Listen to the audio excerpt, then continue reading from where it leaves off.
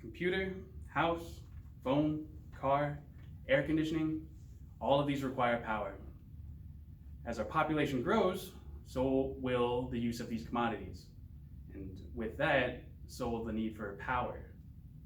So our engineers and scientists today need to figure out new ways to use our existing power sources or to find a completely new one. And I'm going to tell you something that's a little bit of both. I'm going to tell you about thorium reactors. Now, before we get into thorium reactors, I need to explain how a regular uranium power plant works. Uranium fuel rods are what's called fissile, which means they just react on their own, and in the presence of other fissile materials, they get hotter and hotter. They react more and more. And because of this, it has to be kept in pretty much a giant pressure cooker filled with water that's under many atmospheres of pressure. These rods will heat up, move the water, and turn turbines to generate electricity. These power plants need to be near large bodies of water so the uranium rods never get too hot. Thorium plants, on the other hand, they work basically on the same principle in that they'll heat up and move a liquid and turn a turbine.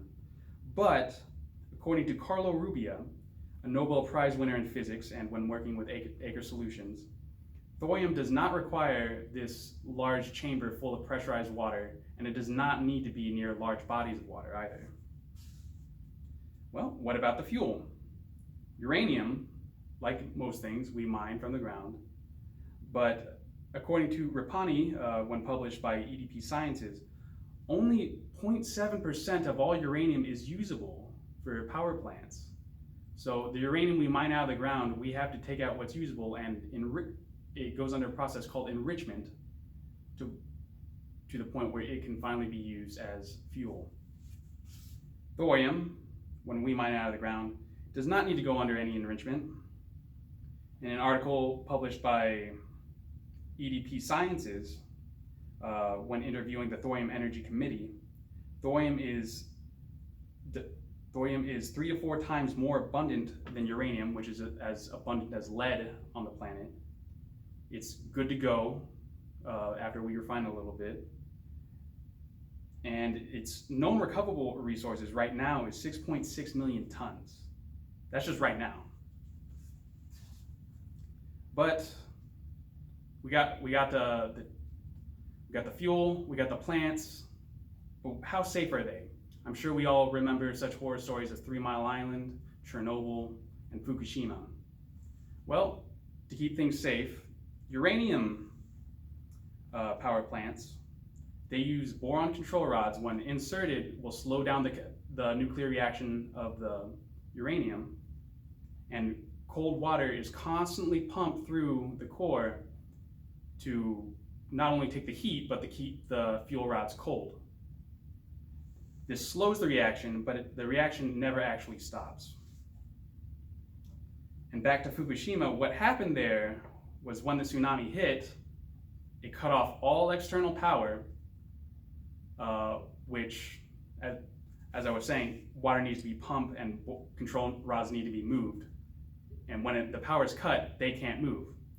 You think they had backup generators? Well, they did until the earthquake knocked the turbine down onto the backup generators. So there's no way to do any of the safety protocols in the core. So the uranium was just able to sit there and heat up and heat up and heat up until we had a meltdown. All the water that hit it split up into hydrogen, and we had hydrogen explosions. Very tragic. But thorium, here's the cool part. I have a thorium reactor diagram right here. Here's the thorium.